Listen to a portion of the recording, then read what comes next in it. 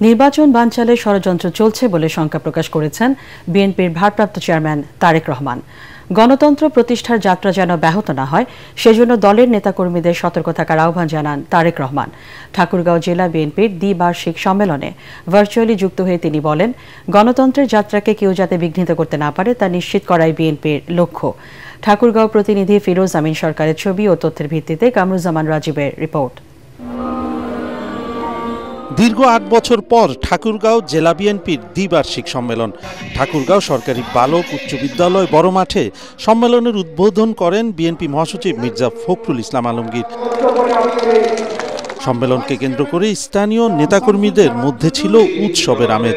এতে বিএনপি মহাসচিব মির্জা ফখরুল ইসলাম আলমগীর বলেন, মানুষ যখন ভোট দিতে উন্মুখ হয়ে আছে ঠিক তখনই গণতন্ত্রের পথকে রুদ্ধ করার চেষ্টা চলছে। কোনো অপশক্তি যাতে নির্বাচনের পথে বাধা না হতে পারে তা নিশ্চিতে নেতাকর্মীদের একজোট থাকতে হবে। আপনারা সবাই ঐক্যবদ্ধ হয়ে একজোট হয়ে থাকবেন এবং বাংলাদেশে যেন কোনো অপশক্তি গণতন্ত্রের পথে বাধা না হয়ে দাঁড়ায়, সেইভাবে অতীতে যেমন আপনারা সংগ্রাম করেছেন, যুদ্ধ করেছেন, লড়াই করেছেন, তেমনই অটুট শক্তি হয়ে দাঁড়িয়ে থাকবেন। সম্মেলনে প্রধান অতিথির বক্তব্যে তারেক রহমান বলেন, কয়েকটি রাজনৈতিক দল বিভিন্ন বিষয়ে বিভ্রান্তমূলক বক্তব্য দিচ্ছে, এতে করে দেশে অরাজকতা তৈরি হতে পারে। বলেন, ভোটের মাধ্যমে জনগণই তাদের প্রতিনিধি বেছে নেবে। জনগণের কাছে যাওয়ার পরিবর্তে যদি শুধু নিজেরাই আমরা কথা বলতে থাকি, একটি অরাজক পরিস্থিতি তৈরি হবে, যে পরিস্থিতি পলাতক স্বৈরাচারকে আবার ফিরে আসার পরিস্থিতি হয়তো তৈরি করতে পারে। জনগণের উপরে যদি বিশ্বাস রাখেন, জনগণের উপরে যদি আস্থা রাখেন, তাহলে জনগণের উপরে ছেড়ে দিন।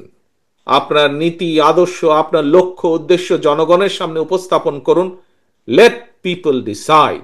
আগামী নির্বাচন সহজ হবে না উল্লেখ করে তারেক রহমান বলেন, মানুষের গণতান্ত্রিক অধিকার পুনঃপ্রতিষ্ঠিত না হওয়া পর্যন্ত বিএনপির আন্দোলন থামবে না।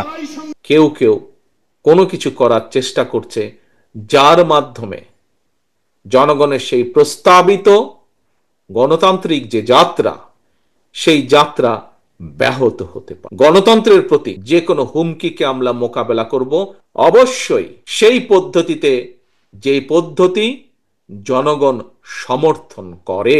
গণতন্ত্রের সুফল মানুষের দোরগোড়ায় পৌঁছে দিতে নেতাকর্মীদের সজাগ থাকার আহ্বান জানান তারেক রহমান।